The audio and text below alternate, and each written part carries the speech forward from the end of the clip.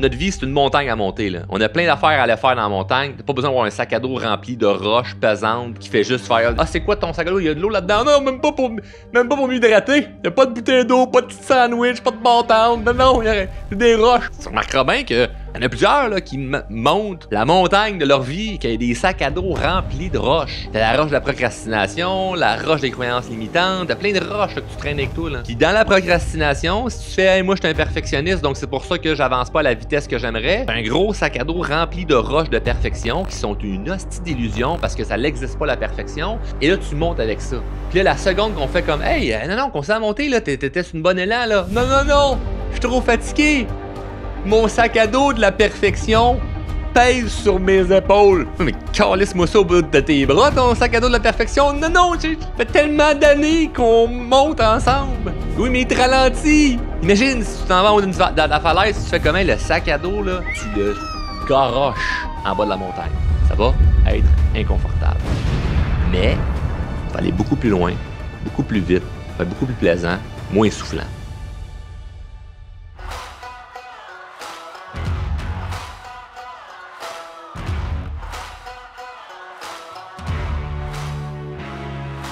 Ah, la procrastination. Ah, ce fameux concept qui nous amène à croire, lorsqu'on procrastine, que et nous autres qui fait ça. Hein? Il y a nous qui procrastinent, puis on est donc ben pas bon, puis les autres qui ont du succès, eux autres, ils font pas ça, procrastiner. Eh ben, je dis non. Je peux te confirmer que tout le monde, à un moment dans sa vie, procrastine. La seule différence entre des gens qui pour regarder leur vie, on se dit « Wow, ils ont quand même une vie inspirante, ils ont accompli des choses », c'est qu'ils vont se rendre compte à un certain moment qu'ils procrastinent dans quelque chose qui leur coûte cher. Mais peut-être qu'ils procrastinent dans autre chose. Donc là, on va s'enlever un peu des couches de culpabilité. Là. Il y a des gens qui, tu pourrais regarder d'un point de vue professionnel, ils réussissent tout. Là. Ils ont de l'argent, du succès, la reconnaissance, la carrière, blablabla, tout ça.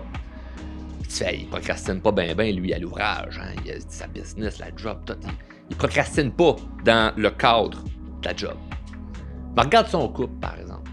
Ah, peut-être qu'il procrastine des dates avec sa conjointe. Ah, peut-être qu'il procrastine de prendre du temps avec ses enfants. Ah, du côté familial, ça va pas pareil, là, ça. Là. Il sait qu'il y a des affaires qu'il devrait faire, puis il le fait pas. Donc, ah, c'est quoi ça de la procrastination?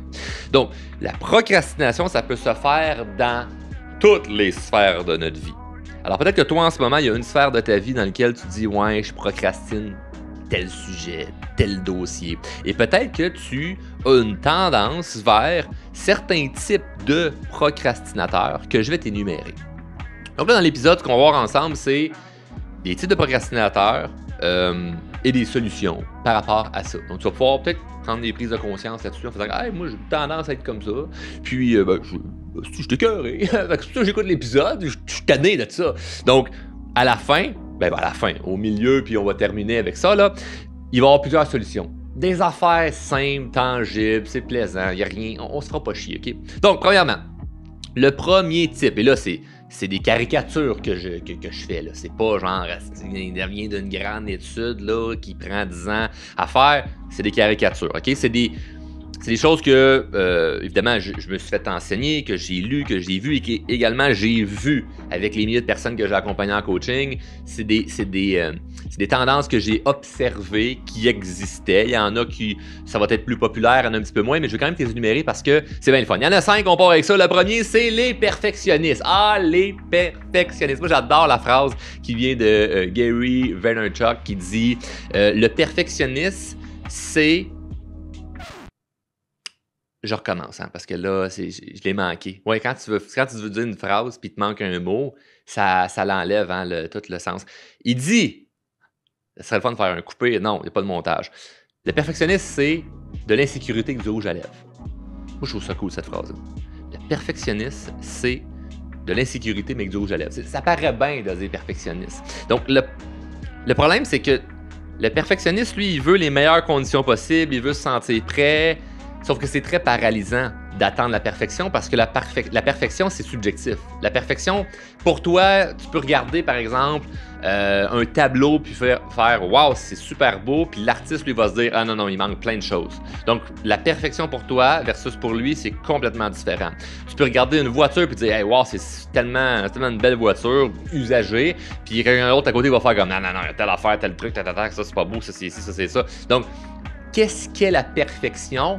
C'est une illusion, c'est un concept, c'est propre à chacun. Donc, quand tu dis « je suis perfectionniste, je veux que quelque chose soit parfait », parfait par rapport à quoi? Par rapport à qui? On va attendre longtemps. Donc, le danger là-dedans, lorsqu'on utilise la carte du perfectionniste pour repousser une tâche, c'est que c'est la meilleure carte, en fait. C'est la carte qui est la plus belle excuse parce qu'elle est dédouanée par de la noblesse.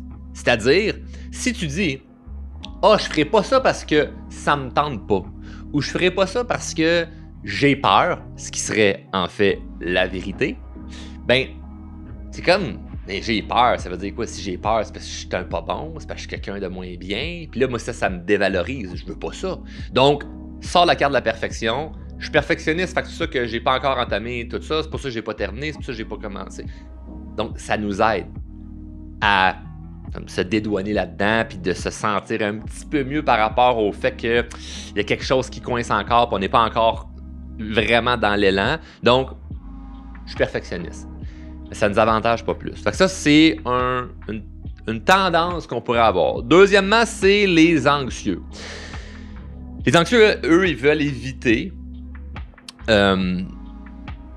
des sentiments et des émotions négatives. Le danger là-dedans, c'est qu'il va tout le temps en avoir des émotions négatives. Puis c'est normal de vivre des émotions négatives. Alors, si tu es anxieux, puis tu peux te dire « Ah non, moi je suis pas quelqu'un d'anxieux dans la vie » ou « Oui, je suis très anxieux », ce que j'ai remarqué, c'est que tout le monde va vivre l'anxiété.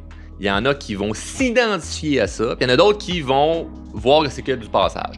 Moi, je me suis rendu compte il y a quelques années que je faisais de l'anxiété. Je suis pas gêné de le dire, c'est pas une fierté, mais je suis pas gêné, il faut pas se gêner de ça.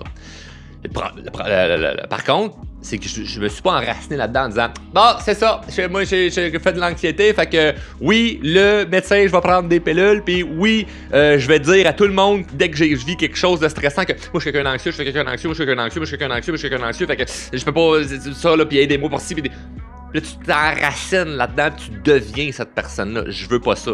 Alors, la personne qui se dit « Oui, je fais beaucoup d'anxiété », évidemment, là, ce que je te caricaturise, faut pas le prendre mal et personnel. L'idée ici, c'est, hey, tous les épisodes là, de podcast que je fais, là, c'est pour t'aider. C'est pas pour te nuire ou pour te ridiculiser. J'ai énormément d'empathie envers les gens qui vivent de l'anxiété parce que je sais c'est quoi faire des crises d'anxiété, je sais c'est quoi vivre l'anxiété, c'est vraiment pas le fun. Et à un moment, quand tu sais pas que c'est ça, c'est comme tu as des questionnements sur pourquoi je suis ou je me sens comme je me sens.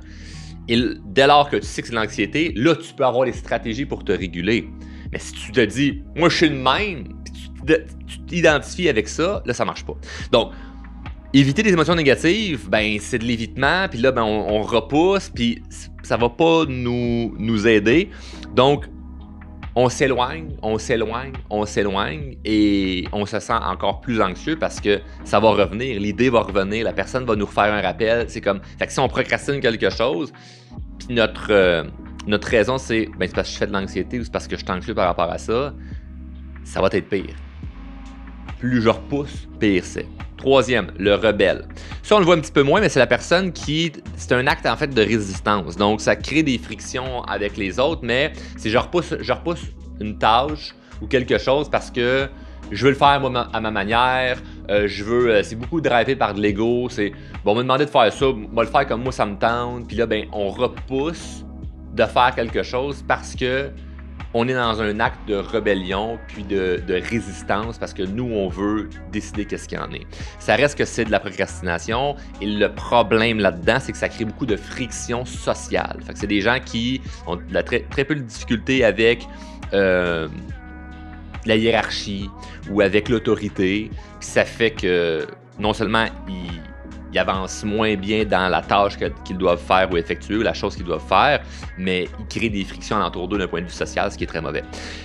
Quatrième, le rêveur. Ça, c'est les gens qui ont trop d'idées, trop de projets, puis ils se perdent dans leurs pensées. Donc, ils comprennent l'idée du concept de la procrastination, ils savent qu'ils veulent pas faire ça, mais ils ont tellement d'idées, tellement de projets en même temps, ils veulent tellement faire plein d'affaires que finalement, ils font pas le morceau qui est le plus important. Puis bien souvent, ces gens-là, ce qui va arriver, c'est que dès qu'une tâche devient trop difficile, ils changent de projet, ils changent d'idée parce qu'ils vont aller vers la nouvelle affaire, la nouvelle idée qui est sûrement quelque chose de mieux. Donc, par exemple, moi, depuis toutes les années que je bâtis mon entreprise, j'ai eu au moins une centaine d'idées ou de propositions, de projets qui avaient l'air 100 fois mieux que drôlement inspirants. Sur le coup de l'émotion comme ça. Parce que moi, je suis 100% dans ma business en train de régler des affaires où il y a plein de problèmes. Il y a plein de défis. Mais quand tu m'amènes un nouveau projet où j'ai une nouvelle idée, c'est tout le temps rien que le beau que je vois, là. Ça fait en sorte que je peux, si je me dis, non, c'est bien trop compliqué, drôlement inspirant, je vais mettre ça de côté, je vais faire autre chose. Mais le autre chose, là, une fois que je suis 100% dedans, il y a d'autres problèmes et d'autres défis. Puis ça, c'est le même genre de relation qu'on peut avoir avec une entreprise, un travail ou conjointe. C'est-à-dire, hey, avec lui, là, ça va pas bien, là. Puis là, dès qu'il y a quelqu'un avec qui ça a l'air wow, tellement plus beau parce qu'on s'est rencontré 2-3 fois, la personne a le don, a l'air exceptionnelle. Hey, non, mais si j'étais avec cette personne-là, toute ma vie irait mieux. Peut-être que oui, c'est une bonne chose d'aller changer de partenaire un certain moment dans notre vie si ça se passe pas bien avec qui on est en ce moment. Mais il y a une tendance que certaines personnes peuvent avoir qui est de tout le temps sauter, soit, c'est bizarre de dire ça, mais d'une personne à l'autre ou d'un projet à l'autre parce que ils ont la difficulté à rester accroché à une affaire en se disant non, je vais m'engager dans une affaire, puis je vais travailler là-dedans assez longtemps pour me rendre compte que, hey, c'est vraiment ce que je veux. Si la réponse c'est non, là, je peux changer de direction. Mais si la réponse c'est oui, une fois que je me suis rendu plus loin, mais ça aurait été dommage d'arrêter après 2 ans. Imagine que moi, après 1 an, je travaille sur mon projet de drôlement inspirant, j'abandonne ça parce que ça semble être difficile. Mais c'est sûr que ça va être difficile, mais l'autre projet aussi va être difficile. Ou avec ma conjointe qui après 1 an, je fais, bon, ça marchera pas nous autres parce que okay, on a des indifférents, on a des affaires qu'on s'entend pas. On n'aurait pas des enfants ensemble aujourd'hui, puis une super belle relation. Donc, d'abandonner trop vite, parfois, ça peut être excusé par je suis un rêveur, je suis quelqu'un qui a de l'ambition, qui voit grand, mais parce que j'ai cette ambition-là, puis je vois grand, puis je saute d'une affaire à l'autre. Donc, c'est un ajustement qu'il faut faire. Ce n'est pas mauvais. Je me considère comme un rêveur. Je suis quelqu'un qui rêve grand. Par contre, je comprends la nuance entre être un rêveur éparpillé et être un rêveur qui focus sur quelque chose. Le 5e et le dernier, pour avoir une grande liste, mais on va terminer avec celui-là, c'est le débordé. Ça ressemble un petit peu au rêveur, mais c'est la personne qui est plus dans la désorganisation, quelqu'un qui est plus une surcharge mentale, donc qui ne sait pas par où commencer. Donc la procrastination n'est pas nécessairement parce que je veux que ça soit justement parfait ou parce que je me sens anxieux, mais c'est plutôt une mauvaise gestion de son temps, une mauvaise organisation ou je ne sais pas par où commencer, donc je repousse parce que c'est trop compliqué. Donc la personne désorganisée, la personne débordée. Alors, ce étant dit, peut-être que tu te reconnais dans un des 5 que j'ai nommés, peut-être pas pantoute. Que tu te reconnaisses dans un des 5 ou pas du tout, ça ne change absolument rien. Parce que là, on va aller détruire tout ça. Moi, quand je t'ai écrit, là, j'ai pris des notes là, sur les 5 que j'ai nommés, là, je me suis dit, parce que c'est la chose que je dis à mes clients, c'est de ne pas s'identifier à quelque chose qui est un désavantage. Donc, si je m'identifie au perfectionniste en disant « Oh oui, c'est tellement à moi, ça! » Ça se peut que je tombe en addiction avec ça. Parce que ça me rappelle que je suis comme ça, puis au fond, j'apprécie savoir qu'il y a quelque chose qui s'identifie à moi. Si tu as un problème quelconque dans la vie et tu sais pas c'est quoi ton problème, tu souffres beaucoup. Dès lors qu'on te dit ton problème, c'est pas réglé, mais tu souffres moins parce qu'on met des mots là-dessus. Et là, je vais m'avancer un peu sur quelque chose de très personnel. Mais moi, j'ai eu certains problèmes de santé pendant des années, où ce que ma quête a été de découvrir qu'est-ce que j'ai. Et encore aujourd'hui, j'ai pas découvert qu'est-ce que j'ai. Cependant, il y a un moment où ce que j'ai complètement abandonné la quête de comprendre ce que j'ai et que je me suis résilié dans tout ce que je veux, c'est bien aller. Tout ce que je veux, c'est de la guérison. Et comme on a associé le « faut savoir comment, faut savoir c'est quoi, faut comprendre pourquoi » à « OK, là, on va pouvoir soit médicamenté, ou soit traité, ou soit faire quelque chose pour la guérison. Mais là, je suis pogné à juste essayer de trouver. Mais là, pendant des années, tu essaies de trouver c'est quoi le problème et il n'y a pas de mot pour trouver c'est quoi ton mot. Hein? Il n'y a pas de mot M-O-T-S pour le mot M-A-U-X. Mais là, tu restes encore plus dans de la colère et dans de la friction, donc tu t'éloignes de la guérison. Et je peux vous confirmer aujourd'hui que je vais beaucoup mieux. Je vais beaucoup mieux parce que j'ai abandonné, puis il y a beaucoup d'autres choses que je fais, mais l'un des grands facteurs, c'est que j'ai abandonné l'identité que j'avais envie d'aller trouver. C'est ça mon problème. Mon problème, c'est que je fais X. Mon problème, c'est que je suis Y. Puis là, d'aller m'identifier dans ce problème-là, puis là, peut-être que cette identité-là, elle a une pilule pour guérir ça. Peut-être que cette identité-là, elle a quelque chose qu'il faut qu'elle fasse, qu'elle arrête de faire pour... Et parfois, même si je fais cette chose-là ou je prends cette chose-là, ça se peut que ça me guérisse pas plus. Alors, c'est très délicat qu'est-ce que je vais dire là. Et je suis pas en train de se dire, il faut tout oublier les diagnostics qu'un professionnel va nous donner. C'est pas ça du tout. Okay? Je te fais un mélange de partage personnel ou ce que c'est pas, c'est le même pour tout le monde. Non, je te partage personnellement, moi, qu'est-ce que je vis. Mais en même temps, ce que je vois avec beaucoup de clients. Et dès lors qu'on s'identifie à quelque chose qui n'est pas notre avantage, on peut rester coincé là-dedans et on peut tomber en addiction avec ça. On peut être en addiction avec le terme ou le mot qui nous définit parce que ça nous rappelle qu'on est vivant, ça nous rappelle qui on est et on est plus confortable dans un désavantage envers nous-mêmes qui nous maintient dans un confort que l'inconnu. Parce que de dire, OK, je vais arrêter d'être perfectionniste, ça veut dire aller vers de l'inconnu. Et l'inconnu, c'est pas très, très confortable. Si l'inconnu est très inconfortable et que j'ai peur d'aller vers l'inconnu, je préfère bien plus être perfectionniste. Donc, inconsciemment, tu peux être en accord avec le perfectionniste, en accord avec l'anxieux, en accord avec le rebelle, en accord avec le rêveur, en accord avec le débordé, parce que c'est plus confortable d'être débordé, d'être rêveur, d'être rebelle, d'être anxieux, d'être perfectionniste que d'aller vers l'inconnu. Moi, de dire « j'abandonne d'essayer de trouver qu'est-ce que j'ai », je vais guérir de toute façon et je me fous de comment ça va se faire. Le lendemain, je commence à aller mieux. Parce que c'est comme, je lâche les armes. Je ne veux pas m'identifier à quelque chose, à trouver l'affaire qui va dire que je suis comme ci, je suis comme ça. Fini ça. Donc, je parle de dire que ça peut marcher pour tout le monde. Maintenant, ça dépend de notre réveil de conscience. Mais maintenant, j'y crois fermement qu'il y a beaucoup plus de potentiel qui peut nous aider qu'on en est conscient. Ça pourra faire partie de prochains épisodes de sujets que je pourrais aller creuser davantage là-dedans. Ce que j'aimerais que tu dises à la place, c'est que si tu t'identifies à quelque chose là-dedans, c'est que tu n'es pas un procrastinateur. Tu repousses simplement ce qui te fait peur. C'est la seule chose qu'on a à retenir. Je ne suis pas un procrastinateur, je repousse tout simplement ce qui me fait peur. Je dois être honnête envers moi-même. Ça sert à rien de m'inventer des affaires, puis des mots, puis des termes pour faire comme « Ah, ceci justifie comment je suis ». Donc, je t'ai nommé pour que peut-être ça t'allume que « OK, j'avais une tendance vers là », pour ensuite faire comme « Bye bye, non, moi c'est pas, je suis pas ça, là. Je suis pas un perfectionniste, là. Je suis pas un anxieux, là. C'est pas moi ça, là. Je vis des fois de l'anxiété, j'ai envie des fois d'être perfectionniste, mais je ne suis pas. Donc, je peux des fois être débordé, je peux des fois avoir une surcharge mentale, mais je ne suis pas quelqu'un de surchargé, je ne suis pas quelqu'un de débordé. Il y a une immense nuance là-dedans. Dès que tu t'identifies à quelque chose, c'est comme si tu l'accroches à toi, ça devient un sac à dos. Tu le traînes avec toi, c'est pesant. Donc, nous autres, là, notre vie, c'est une montagne à monter. Là. On a plein d'affaires à aller faire dans la montagne. T'as pas besoin d'avoir un sac à dos rempli de roches pesantes qui fait juste faire « Ah, c'est quoi ton sac à dos? Il y a de l'eau là-dedans? Non, même pas pour m'hydrater. Il y a pas de bouteille d'eau, pas de petit sandwich, pas de bâton. Non, il y a des roches. Pourquoi tu traînes des roches innocentes? Ouais! Parce que comme ça, une fois que je suis fatigué en montant, je peux me dire « Ben oui, mais je peux pas monter plus loin. J'ai un sac à dos rempli de roches. » Là, tu fais comme « OK, c'est un peu weird, mais tu remarqueras bien qu'il y en a plusieurs là, qui montent la montagne de leur vie, qui a des sacs à dos remplis de roches. T'as la roche de la procrastination, la roche des croyances limitantes, t'as plein de roches là, que tu traînes avec toi. Là.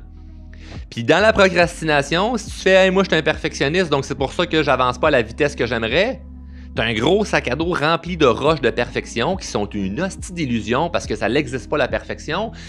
Et là, tu montes avec ça. Puis là, la seconde qu'on fait comme, hey, non, qu'on s'est monté, là, t'étais sur une bonne élan, là. Non, je suis trop fatigué. Mon sac à dos de la perfection pèse sur mes épaules.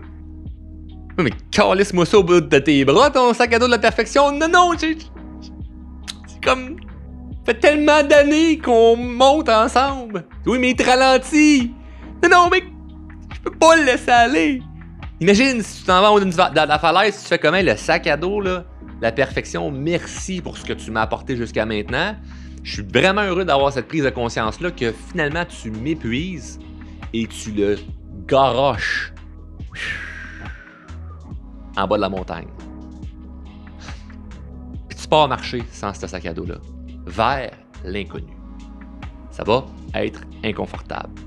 Mais ça va aller beaucoup plus loin, beaucoup plus vite, ça va être beaucoup plus plaisant, moins soufflant.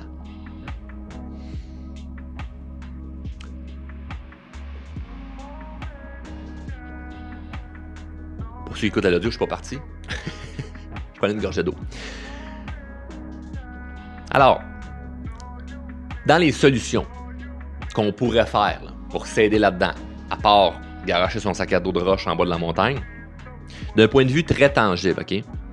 Fais ce qui est vraiment important. Donc, tu as des choses que tu dois faire. On peut s'inventer, là, l'humain, là, des tâches à l'infini. Je pense que c'est un don qu'on a. Tu verras pas ça chez les animaux. Tu sais, le lion, lui, s'il a d'affaires à aller se chasser, il s'arrange pour chasser là, à un moment où il y a bien de l'énergie, puis que la proie est proche, assez proche, puis là, boum, il fonce, puis ça va faire ça. Le cheval dans son pâturage, il va brouter, puis une fois qu'il est fini, il s'écrase, puis il dort. C'est comme... Les animaux, ils font ce qu'ils doivent faire pour leur survie.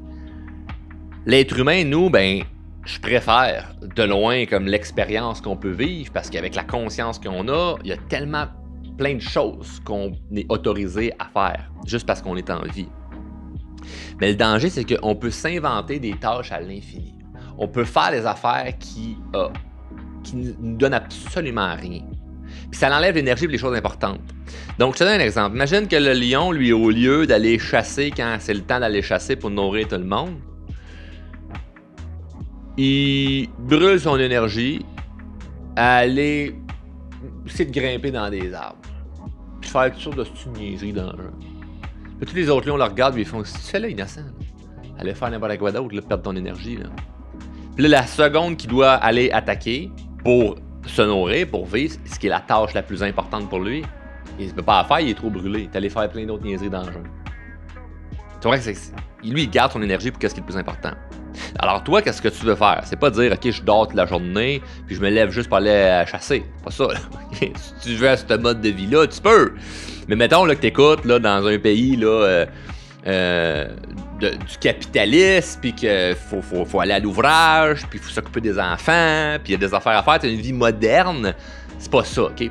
Donc, ce que tu dois faire, c'est de te dire, si j'avais une chose à faire cette semaine, ou si j'avais une chose à accomplir ce mois-ci, ou si j'avais une chose à accomplir cette année, si j'avais juste une seule chose à accomplir, ça serait quoi? Et tu commences à marcher ce chemin-là. Parce que la chose que tu dois accomplir, probablement qu'elle est longue.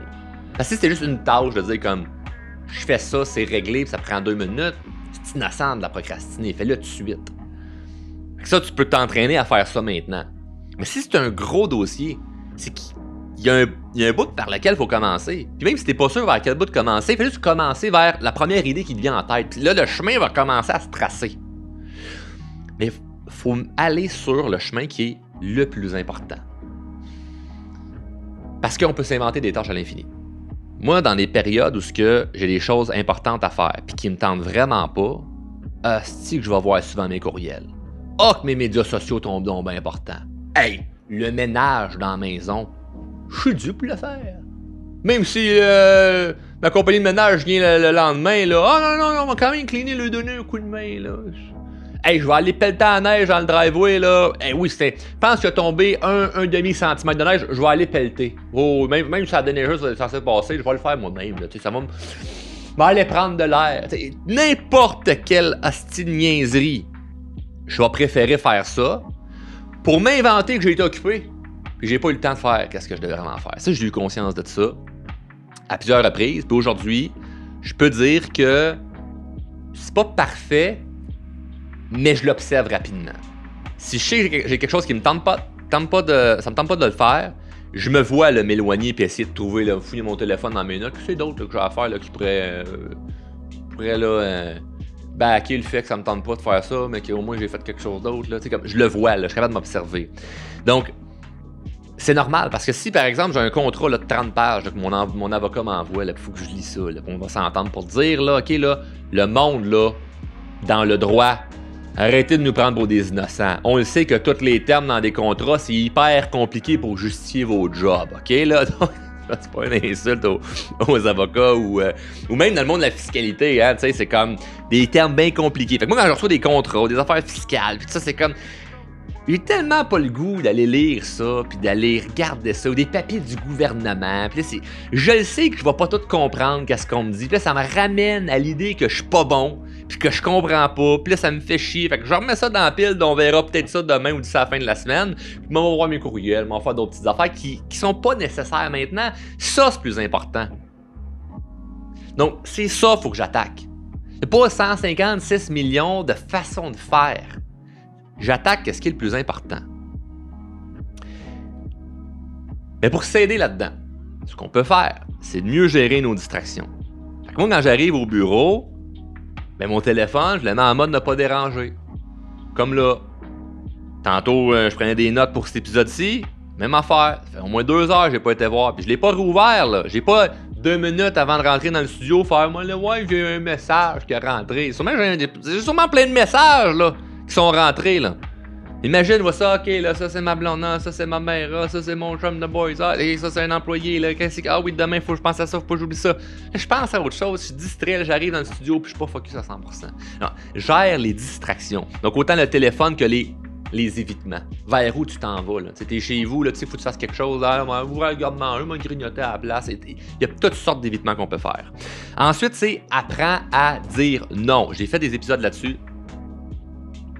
D'ailleurs, j'ai pas les numéros des épisodes, mais si tu vas sur la plateforme de ton choix, que ce soit Spotify, Apple Podcasts, YouTube, peu importe, t'écris dire non ou apprendre à dire non / drôlement inspirant, ça va te sortir. Tu vas voir mes épisodes où je parle d'apprendre à dire non.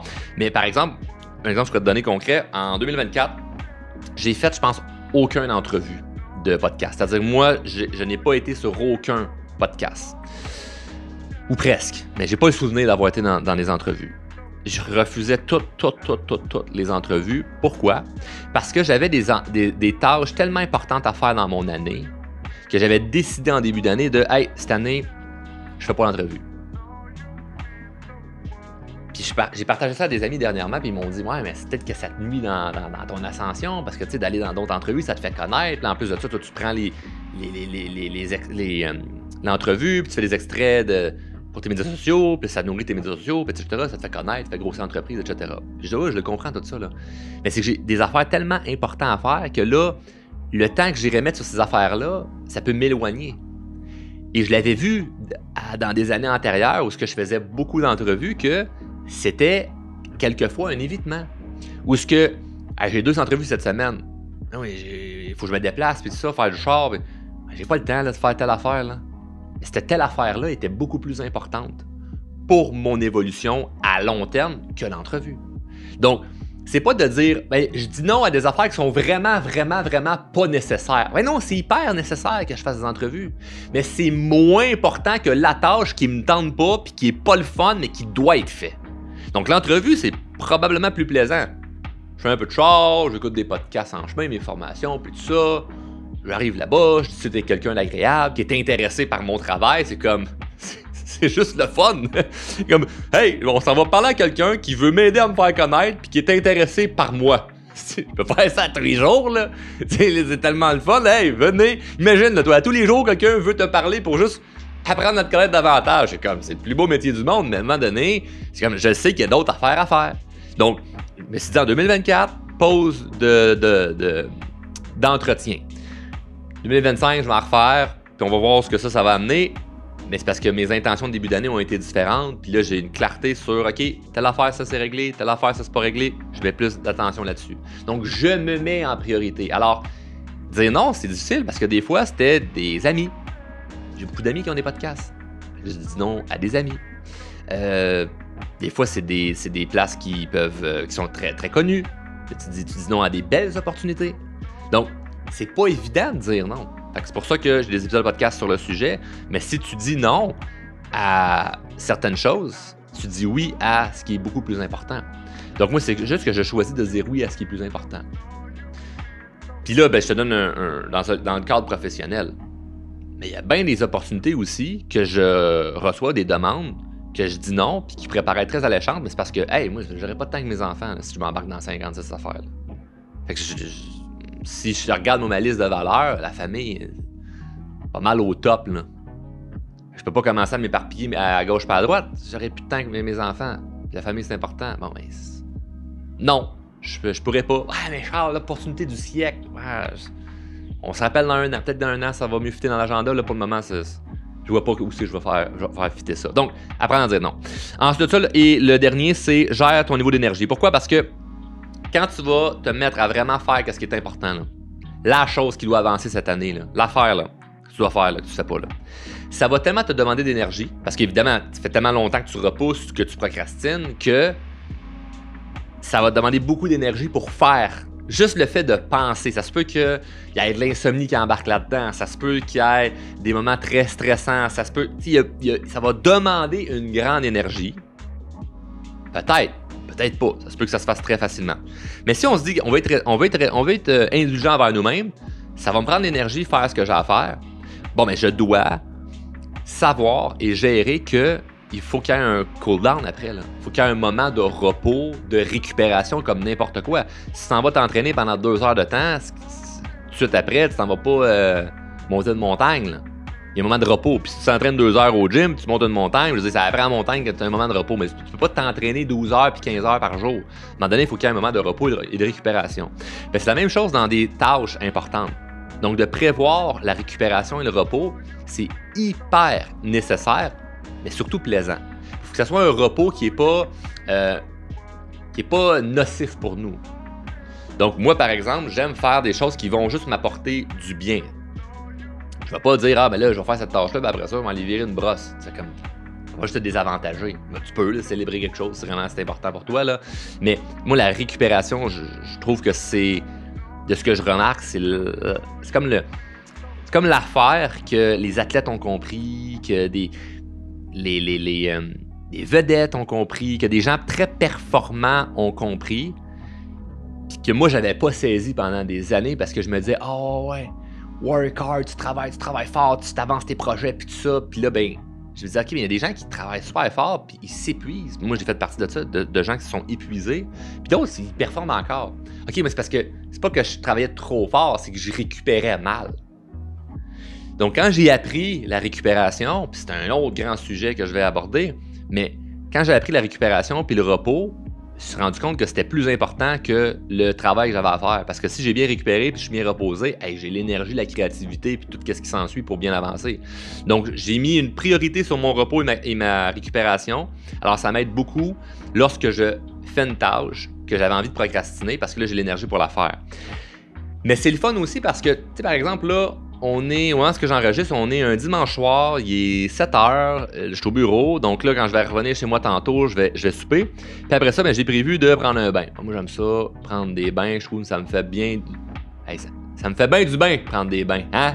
Tu vu ça, le jeu de mots? Je pense que je pourrais vendre ça, cette gag-là, à une compagnie qui vend des bains. Ouais. Parce que ça nous fait bien du bain de prendre des bains. Hein? Il est fort, le gars. Ça, là, je pense qu'on va me rendre riche avec des jeux de mots de gag, hein? Parce que ça me fait bien du bain de prendre des bains. Oui. Moi, ça me fait bien du bain de prendre des bains. Donc, à soir, en revenant chez nous, j'ai prévu ça. De prendre un bain. Ben oui, des petites chandelles. On va mettre du sel de piscine, des huiles essentielles. Le kit parfait de la guidoune, là. Et là, ça va me faire bien du bain de prendre un bain. Moi, seulement prendre une douche froide après pour le contraste chaud-froid. Je vais être hyper détendu. Je vais faire une bonne petite méditation. Puis je vais me coucher. Et là, je vais bien dormir et demain, je vais péter le feu, madame. Oui, oui, oui, oui. Donc, je le sais que j'ai ça qui s'en vient. Mais ça peut aussi être, cette semaine, j'ai une grosse semaine, mais en fin de semaine, je m'en vais avec des chums faire telle affaire, ou je m'en vais au spa, ou je m'en vais, je me paye un bon resto, ou bref, c'est pas obligé, la récupération, c'est pas obligé d'être juste comme, OK, le sommeil, puis d'être écrasé sur le divan. C'est pas ça, là. Ça peut être juste de faire quelque chose qui fait que tu penses pas à la tâche sur laquelle tu travailles en ce moment. Fait que ça peut être une espèce de récompense en même temps, mais moi, je le vois vraiment comme une récupération, parce que si je le vois juste comme une récompense, des fois, la récompense, ça peut avoir le dos large, puis tu peux t'éloigner là-dedans dans bien des affaires. Donc moi, je veux pas aller me récompenser vers des vices ou vers des choses qui vont nuire à ma récupération. Donc c'est pour ça que j'appelle ça de la récupération, parce que ça va m'aider à me réénergiser comme il faut pour continuer de faire des tâches qui, normalement, si j'étais complètement épuisé ou pas conscient de ça, je procrastinerais. Donc voilà, c'est ce qui complète l'épisode sur la procrastination. J'espère que tu as apprécié. Si tu l'as apprécié, la seule chose que je te demande, c'est de le partager. Prends action, ça c'est important, de prendre action avec ce que tu viens de voir, mais surtout partage l'épisode. Ça vaut très cher pour moi, tous ceux et celles qui partagent. Si tu me tags à quelque part sur les réseaux sociaux, sois sûr que je vais le voir, je vais aller t'écrire un beau petit merci. Et puis, ça peut aider beaucoup de personnes qui, présentement, peut-être ne comprennent pas pourquoi ils procrastinent, puis qui vont peut-être arrêter de s'identifier sur les 5 types de procrastinateurs que je t'ai nommés, puis de commencer à voir que on a vraiment ce pouvoir-là de juste prendre action, puis de réaliser de très belles choses, sans pour autant rendre le processus lourd et désagréable. Alors, si on peut faire juste un petit recap, ne t'identifie pas à aucun type de procrastinateur. Tu n'es pas un procrastinateur, tu as simplement peur de faire quelque chose, donc tu le repousses et présentement, ça ne fait que te nuire. L'une des solutions, c'est de faire ce qui est vraiment important. Donc, regarde si cette année, je devais accomplir une chose, ça serait quoi? Si ce mois-ci, je devrais accomplir juste une chose, ça serait quoi? Puis on attaque cette chose-là. On gère nos distractions, on apprend à dire non, puis on gère notre niveau d'énergie. Merci d'avoir été à l'écoute. On se voit la semaine prochaine. Salut!